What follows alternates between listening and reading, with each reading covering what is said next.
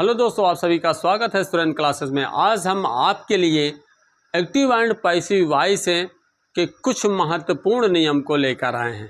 अर्थात आज हम पढ़ेंगे some important rules active and passive voice. अब आप सोच रहे हैं कि ये क्या चीज़ है, तो जितना आपने अभी तक एक्टिव एंड पैसिव वॉइस आपने पढ़ा वही सारी चीज़ें हैं, वही सारे टेंस हैं, वही सारे वाक्य हैं। सिर्फ और सिर्फ इसमें आपको ये समझना होगा कि अभी तक आपने ये देखा होगा कि बाई लगा के सब्जेक्ट लिखते हैं। क्या लगा के? बाई लगा के।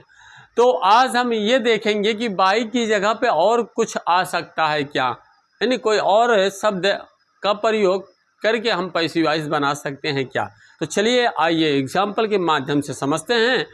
और कभी कभी ये भी मन में ख्याल आता है कि जैसे कोई मॉडल्स वर्ब हो, मॉडल्स ऑक्सिलरी वर्ब, जैसा कि आपने यूजेस पढ़ा होगा, जैसे कैन है, कुड है, मस्ट है, शुड है ना। ये सारे यूजेस हैं। इज टू है, एम टू है, आर टू है, हैव टू है, हैज टू है, कुछ भी है, ठीक है। ये सारे जो प्रयोग हैं, जो वाक्य हैं, उनका भी पैसिव वॉइस बनता है कि नहीं बनता है। यही सारे डाउट्स को दूर करने के लिए, यही सारे कन्फ्यूज़न को दूर करने के लिए आज हम कुछ एग्जाम्पल के माध्यम से आपको एक्टिव और पैसिव वॉइस पढ़ाने वाले हैं। चलिए, तो अगर आप वीडियो पर नए हैं तो वीडियो को, चैनल को लाइक और सब्सक्राइब ज़रूर कर लीजिए, ताकि आप तक दिन प्रतिदिन अर्थात हर दिन नए नए जो वीडियो हो वो आप तक पहुंच सकें। चलिए, तो पहला क्वेश्चन क्या दिया है, we should obey our elders. अब पहला जो क्वेश्चन दिया है उसका हम पैसिव वॉइस बनाएंगे। तो यहाँ पर अब देख पा रहे हैं कि ये तो ना तो प्रेजेंट इंडेफिनिट का है, ना प्रेजेंट कंटीन्यूअस का, ना प्रेजेंट परफेक्ट का है, ना तो परफेक्ट कंटीन्यूअस तो बनता ही नहीं है। इसी तरीके से ना पास्ट का है, ना तो फ्यूचर का है ना। तो फिर ये किस टेंस का सेंटेंस है? तो आपको बता दें, ये शुड से आप समझ सकते हैं कि ये मॉडल के भी, ये क्या है, मॉडल के वाक्य हैं, अर्थात मॉडल वर्ब से रिलेटिव वाक्य हैं। अब मॉडल वर्ब का मतलब ये हुआ कि जो आप प्रयोग पढ़ चुके हो, वो चाहे कैन का हो, चाहे वो कुड का हो, चाहे वो शुड का हो, चाहे वो मस्ट हो, है ना, और चाहे वो हैव टू हो या हैज टू हो या फिर इज टू हो, यानी डैट डैश, इतने जो भी मतलब आपको मॉडल्स ऑक्सिलरी वर्ब मिलेंगे उनका भी पैसिव वॉइस बनता। पर एक बात ध्यान रहे, क्या मेन वर्ब का होना ज़रूरी है। किसका होना? मेन वर्ब का होना ज़रूरी है। अगर मेन वर्ब नहीं है तो पैसिव वॉइस नहीं बनाई जा सकती है। जैसे मान लीजिए हैव है, इसका प्रयोग आप देखते हैं। जैसे मान लीजिए दिया है क्वेश्चन कि मेरे पास एक किताब है, तो आई हैव अ बुक है। अब इसमें नहीं कि किताब के द्वारा मैं हूँ, गलत है ना, पैसिव वॉइस नहीं बन सकता। इसका मतलब मेन वर्ब का होना जरूरी है। तो जो भी आप देखेंगे मॉडल्स हैं, मॉडल्स का भी पैसिव वॉइस बनाया जा सकता है। यानी कहने का मतलब है मॉडल ऑक्सिलरी वर्ब का भी जो वाक्य होगा उसका पैसिव वॉइस बनाया जा सकता है। पर एक बात याद रहे कि उसमें मेन वर्ब का होना जरूरी है। अर्थात अपनी भाषा में ये भी कह सकते हैं कि ट्रांजिटिव वर्ब का होना जरूरी है। ठीक है, ट्रांजिटिव वर्ब का मतलब समझ गए होंगे कि सकर्मक है। तो यहाँ पे आप देख रहे हैं कि ये सब्जेक्ट है। टोटल प्रक्रिया वही है जो अभी तक आपने एक्टिव वॉइस और पैसिव वॉइस पढ़ा है, ठीक है। और अगर आप नहीं पढ़े हैं, नए हैं, तो आप वीडियो को सर्च करेंगे, उसमें आपको पूरा active voice tense by tense पढ़ाया गया है, ठीक है। चलिए, तो यहाँ पे देख रहे हैं आप सब्जेक्ट है, ये हेल्पिंग वर्ब है, ये मेन वर्ब है, ये आपका ऑब्जेक्ट है। ऑब्जेक्ट को कहाँ लाते थे? सब्जेक्ट की जगह पर। कहाँ लाते हैं? सब्जेक्ट जगह पर। तो यहाँ क्या हो जाएगा? आवर एल्डर्स हैं। जो हेल्पिंग वर्ब होगी यहाँ पर मॉडल्स की, जो भी यानी मॉडल्स हेल्पिंग वर्ब के रूप में होगा, वह हेल्पिंग वर्ब वही होगा। बस एक चीज़ का विशेष ध्यान देना है कि मुख्य क्रिया का यानी मेन वर्ब का थर्ड फॉर्म बनाने से पहले आप बी लिख देना। बस वो चाहे अफर्मेटिव में हो, चाहे नेगेटिव में हो, चाहे इंट्रोगेटिव, कुछ भी हो।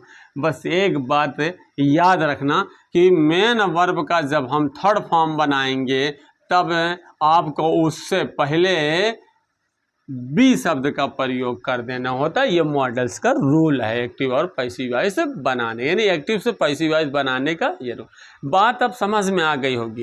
यानी कोई भी आप यूजेस पढ़ते हैं, कोई भी, चाहे वो कैन का प्रयोग हो, कुड का प्रयोग हो, शुड का प्रयोग हो, मस्ट का प्रयोग हो, आर्ट का प्रयोग हो, इज टू का प्रयोग, एम टू आर टू का प्रयोग हो, इज अबाउट टू का प्रयोग हो, एम अबाउट टू का प्रयोग हो, वाज टू का प्रयोग हो, वर टू का प्रयोग, नहीं कहने वाला कोई भी मॉडल से एक्सिलरी वर्ब हो से रिलेटिव वाक्य होगा तो उसका पैसिव वॉइस बनाने का यही एक तरीका है कि जो भी आपके मॉडल्स वर्ब हेल्पिंग वर्ब के रूप में रहेंगे वो वही रहेगा।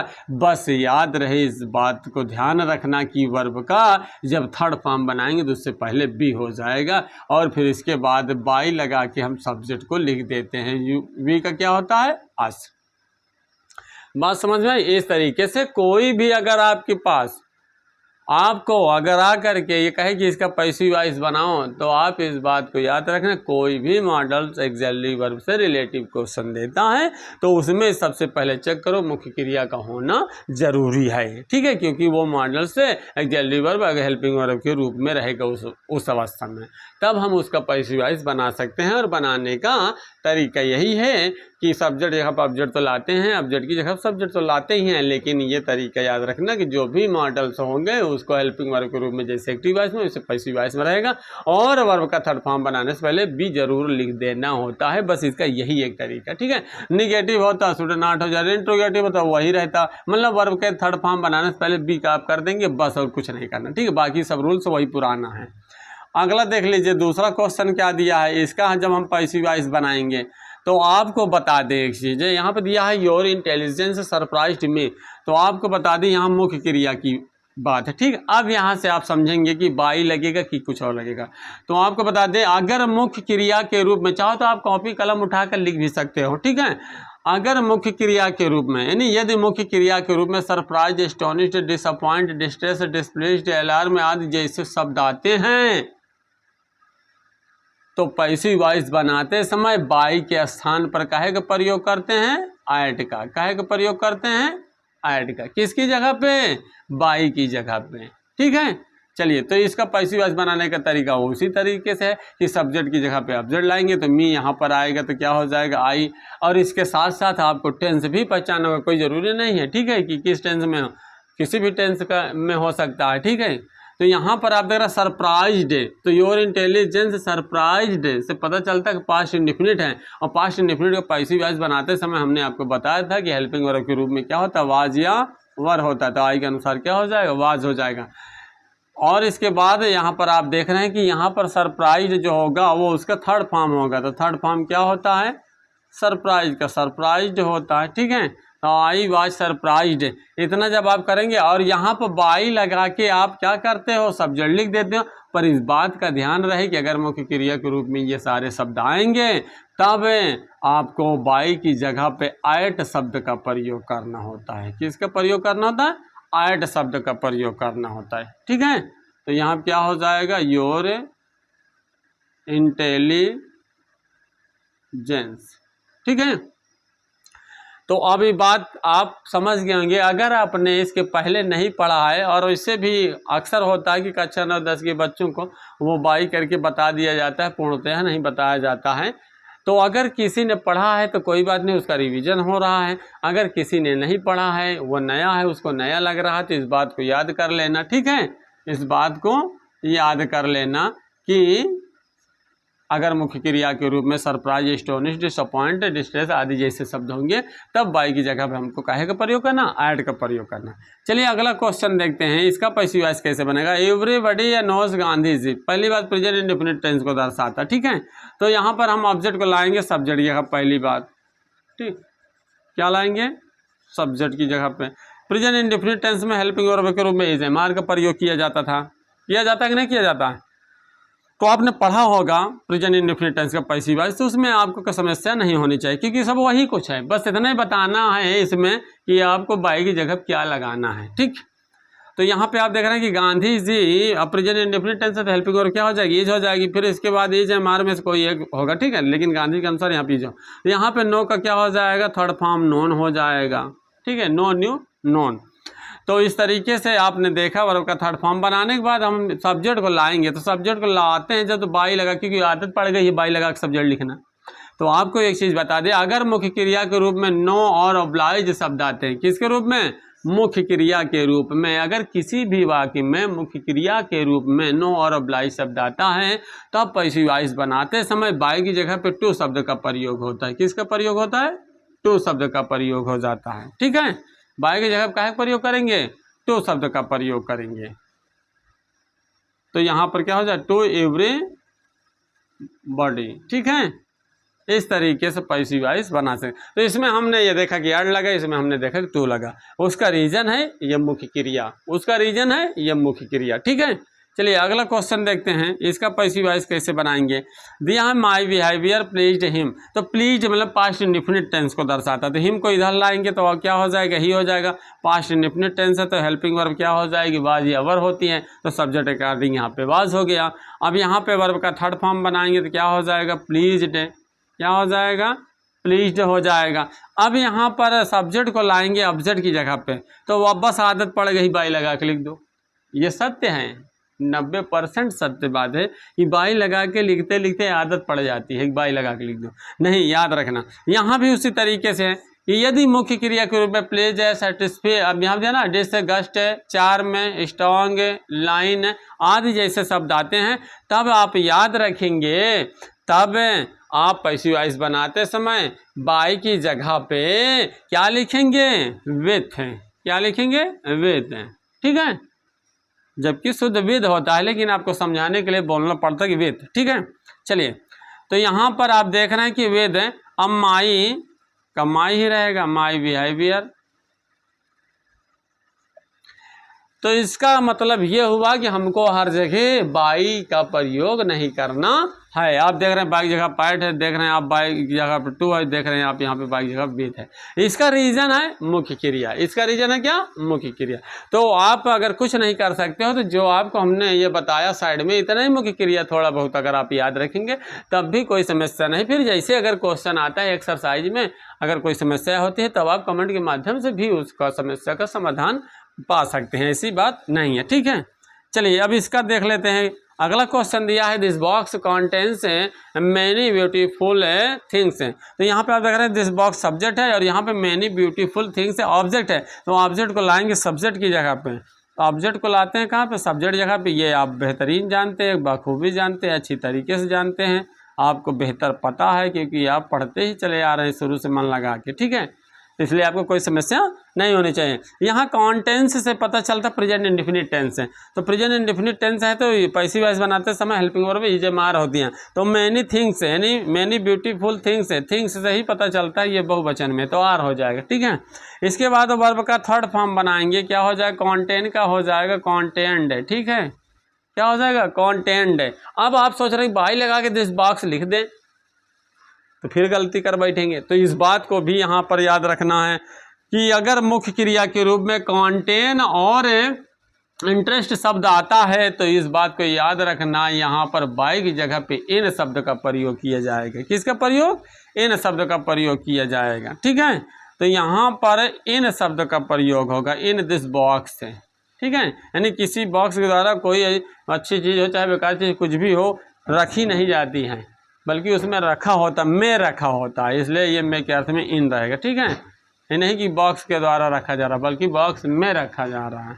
ठीक है, और यहाँ पे हम तुम्हारे यानी वह उसके व्यवहार के द्वारा नहीं बल्कि उसके व्यवहार से वो खुश है। यहाँ भी यहाँ पर टू को का अर्थ है ना, यहाँ पर भी एट यानी से का अर्थ है। तो इस तरीके से आपने देखा कि बाई की जगह पर इन का प्रयोग, विथ का प्रयोग, टू का प्रयोग और ऐड का प्रयोग। तो हमने आपको इसके बारे में बेहतर बताया, इसका रीजन है मुख्य क्रिया। ठीक है, यहाँ पर हमने साइड में लिख भी दिया है ताकि आपको पता रहे, कुछ मुख्य क्रियाएं हमने लिख दिया है ताकि याद रहे। इसमें फिक्स था, इसमें फिक्स था, इसलिए दो ही दो है। ठीक है, इसमें तमाम हैं इसलिए इसमें कुछ एग्जाम्पल के माध्यम से यानी साइड में लिख दिया गया है कि ताकि आपको समझ में आ जाए। ठीक है, तो इस तरीके से हमने सम इम्पॉर्टेंट रूल्स के माध्यम से अर्थात कहने वाला एग्जाम्पल के माध्यम से इनके नियमों को समझा और पैसिव वॉइस बनाना सीखा। तो अब आपको समझ में आ गया होगा कि हमें बाई की जगह पे यानी कहने का मतलब बाई ही लगा कर हमेशा पैसिव वॉइस नहीं बनाया जा सकता है। बाई की जगह पे और कुछ भी शब्द आ सकता है।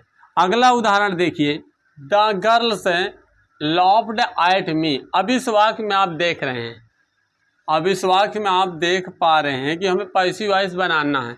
तो पैसिव वॉइस बनाने से पहले एक चीज़ आपको बता दें, इस तरह का अगर वाक्य मिलता है, अगर मान लीजिए कोई भी इंट्रांसिटिव वर्ब के साथ कोई प्रीपोजिशन हो, तब वो ट्रांसिटिव वर्ब का काम करता है तब प्रीपोजिशन के साथ। अगर आपको ट्रांसिटिव इंट्रांसिटिव नहीं आता, समझो सीधा सिंपल अपने तरीके समझो, ठीक है, अपने तरीके समझो, जिस तरीके से आप समझ सकते हो।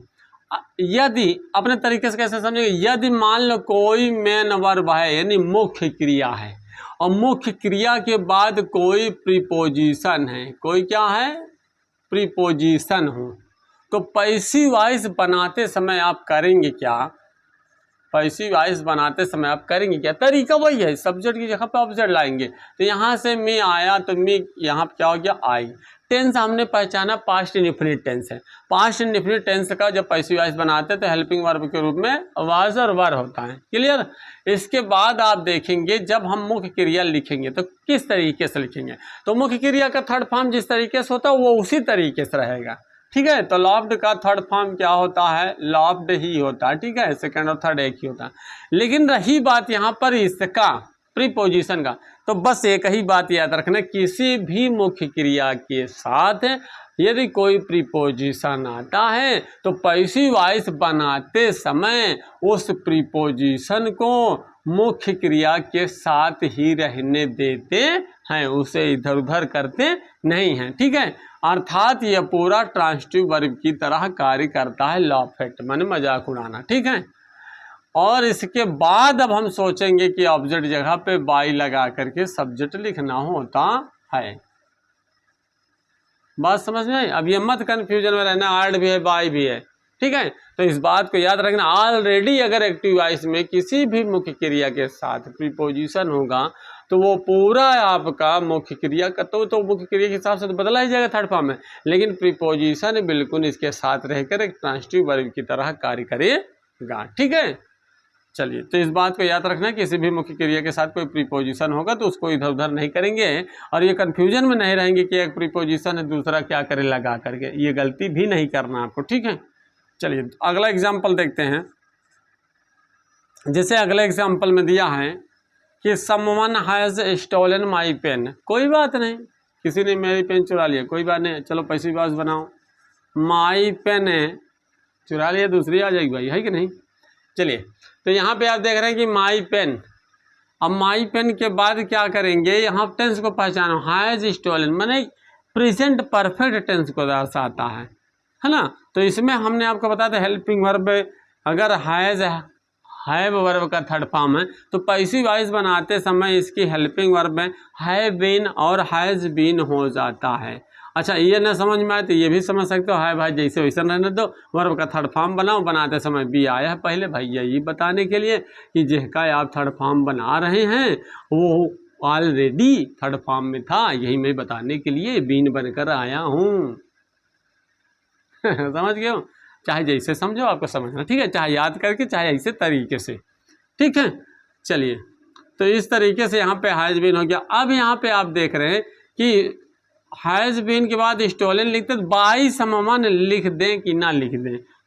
तो आपको एक चीज़ बता दें, जैसे समवन है, पीपल है, एनीवन है, ये सारी चीज़ें क्या होती हैं, ये कोई महत्वपूर्ण नहीं, अर्थात कहने का मतलब है कि इन सारे शब्दों के अलावा, इन सारे शब्दों के बजाय, अर्थात इन सारे शब्दों के बिना ही अगर पैसिव वॉइस वाले वाक्य पूर्ण अर्थ में हैं तो इनको लिखने से कोई फायदा नहीं है, मतलब इसे हम लिख नहीं सकते हैं। ठीक है, देखो पूरा अर्थ निकल रहा है। मेरी देखो, someone has stolen my pen, किसी ने मेरी पेन चुरा ली, यानी मेरी पेन किसी के द्वारा चुरा ली गई, किसी के द्वारा, तो बाई समवन है ना। अगर किसी के मन में कन्फ्यूजन हो कि सर जैसे लिख दें, तब कोई बात नहीं, कौन काट सकता है, कोई नहीं काट सकता। ठीक है, लेकिन जब पूर्ण अर्थ बिना इसके निकल रहा है तो इसको क्या ज़रूरत है लिखने की। ठीक है, तो ये बात ध्यान देना। ठीक, चलिए अगला थोड़ा देखते हैं। दिया है people said that the king is coming, sorry the king is coming. अब हम इसका पैसिव वॉइस बनाएंगे तो इसमें देखिए बहुत ही इम्पोर्टेंट क्वेश्चन है, समझना।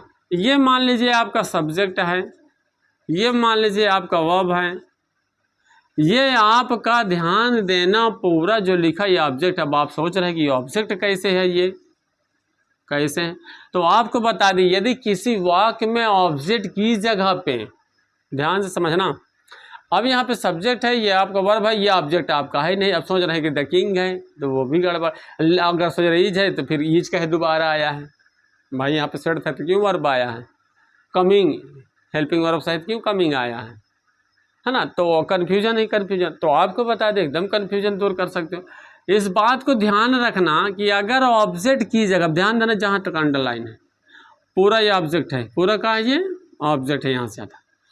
तो आप इस बात को ध्यान देना कि अगर ऑब्जेक्ट की जगह पे अर्थात नाउन और फ्रेज न आकर, ऑब्जेक्ट जगह पे नाउन या फ्रेज न आकर, मानो नाउन है, प्रोनाउन है, फ्रेज है, यानी शब्दों का समूह हो, ठीक है। जैसे शब्दों का समूह का मतलब जैसे अभी ये दिया है द गर्ल, है ना, तो यहाँ पर आप देख रहे हैं नाउन है, तो यहाँ पर जैसे मान लीजिए योर इंटेलिजेंस, है ना, माई सिस्टर, कुछ भी है तो ये फ्रेज की तरह हो गया, है तो ऑब्जेक्ट ही। लेकिन ऑब्जेक्ट की जगह पे अगर नाउन, प्रोनाउन या फ्रेज ना आकर के कोई क्लॉज आ जाए, क्लॉज का मतलब उपवाक, उपवाक का मतलब पता ही नहीं, तो अगर कुछ भी नहीं पता तब भी आप ऐसे समझिए कि अगर वर्ब के बाद ऑब्जेक्ट ना नजर आके कोई न कोई यहाँ पर कंजक्शन हो और तब कोई नया वाक्य दिख रहा हो, समझना ध्यान से, ये कोई न कोई कंजक्शन यहाँ पे दैट हो, व्हाट हो, वेयर हो, हाउ हो, विच हो, कुछ भी हो, कोई कंजक्शन के बाद एक नया वाक्य आपको देखने को मिले, कि मतलब नया वाक्य मतलब फिर से उसके बाद लगे कि यार सब्जेक्ट वर्ब ऑब्जेक्ट दिख रहा है ना, तब आप ये समझ लीजिए कि ये क्लॉज है, उपवाक्य हैं। तो याद रखना, ये गलती मत करना कि इसे पूरा यहाँ उठा लाओ। तब हम ऑब्जेक्ट के रूप में इट मानते हैं। मतलब कहने का तात्पर्य है कि जो आपका सबऑर्डिनेट क्लॉज हो, चाहे कोऑर्डिनेटिंग कंजक्शन से रिलेटेड कोई भी वाक्य हो, कहने का मतलब है कि सबऑर्डिनेट क्लॉज वाले वाक्य का पैसिव वॉइस नहीं बनता, पहली बात। दूसरी बात है, अब आप देख रहे हैं इसका पैसिव वॉइस बनता ही नहीं है, तो बचा अब सब्जेक्ट और वर्ब। अब इसमें आप देख रहे हैं कि ऑब्जेक्ट नहीं है, ऑब्जेक्ट की जगह कोई क्लॉज है, तब हम यहाँ पे ऑब्जेक्ट को इट मानते हैं। क्या मानते हैं? ऑब्जेक्ट को इट मान लेते हैं। क्या मान लेते हैं? इट मान लेते हैं। तब यहाँ पर क्या हो जाएगा? इट है, और सेड से पता चलता पास्ट इंडेफिनिट, इसलिए क्या हो जाएगा? वाज है। फिर यहाँ पे वर्ब का क्या हो जाएगा? थर्ड फॉर्म, ठीक है। तो इट वाज सेड, बस इतना ही बनाएंगे, ठीक है। बाई लगा के सब्जेक्ट ये प्योपल है सम्मान अभी बताया, लिखने से कोई मतलब नहीं है। तब इसके बाद आप क्या करें? बन गया पैसिव वॉइस। तो आपने इससे क्या सीखा? आपने इससे ये सीखा कि यदि किसी भी वाक्य में ऑब्जेक्ट ना होकर कोई क्लॉज हो, अर्थात ऑब्जेक्ट ना हो, तो वो पैसिव वॉइस बनाते समय ऑब्जेक्ट को इट मान लेते हैं। क्या मान लेते हैं? इट, अर्थात पैसिव वॉइस में सब्जेक्ट के स्थान पर इट आ जाता है। क्या आ जाता है? इट आ जाता है। और बाकी जो जैसे क्लॉज के शब्द लिखे हैं उनको हम उसी तरीके से लिख लेते हैं, ठीक है। उनको हम उसी तरीके से लिख लेते हैं, उसमें कोई भी आप छेड़खानी नहीं करेंगे, ठीक है। इस बात को याद रखना, नहीं पता चले द किंग उधर कह दो, उधर से लाइक इधर कर दो, ठीक है। जो आपका प्रिंसिपल क्लॉज होता है उसी का पैसिव वॉइस बनता है, अदरवाइज किसी का पैसिव वॉइस नहीं बनता है, ठीक। उपवाक वाले का नहीं बनेगा, यानी क्लॉज वाले का नहीं बनेगा, ठीक। इसके बारे में हमने पहले भी कुछ एग्जाम्पल लिए थे, किसमें? पास्ट परफेक्ट में और फ्यूचर परफेक्ट वाले में। नहीं यकीन है, वीडियो सर्च करो आपको मिलेगा, और वहाँ पे हमने ये बता रखा, ठीक। तो इस तरीके से हमने कुछ इम्पोर्टेंट रूल्स को पढ़ा और एक्टिव वॉइस से पैसिव वॉइस बनाना सीखा। यदि हमारा सिखाने का तरीका आपको पसंद आया हो, आपको वीडियो अच्छा लगा हो, तो एक बार ज़रूर सोचना कि सर के लिए लाइक और सब्सक्राइब बनता है कि नहीं बनता। धन्यवाद।